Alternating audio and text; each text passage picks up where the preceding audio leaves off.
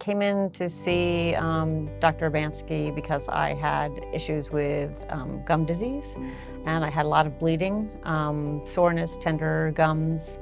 I waited too long. I should have been in here a lot sooner. I had this similar surgery about 8 years ago, young to have the need for the surgery.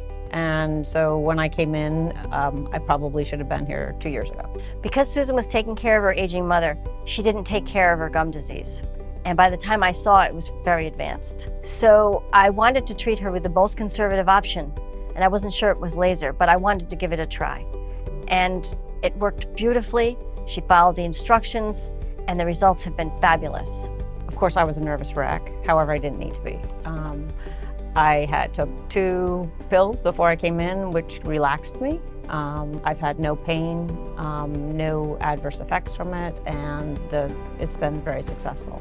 Susan has been back for many post-operative visits, and we've been able to reassess her gum pockets and the bone around her teeth.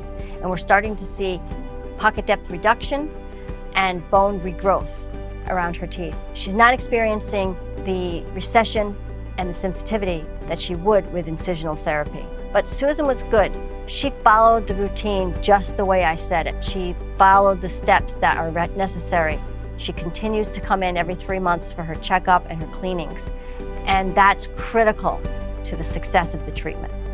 It's funny, I think we all tend to not take care of ourselves first, and I think that's the big message in this. I was taking care of an ailing mom for a few years, and I put off a lot of my own health needs, and since I did this surgery, I've also taken care of other health needs that I had, so it inspired me to become healthier. Getting a personal trainer, it really did kind of jumpstart my confidence to get back in shape and take care of myself.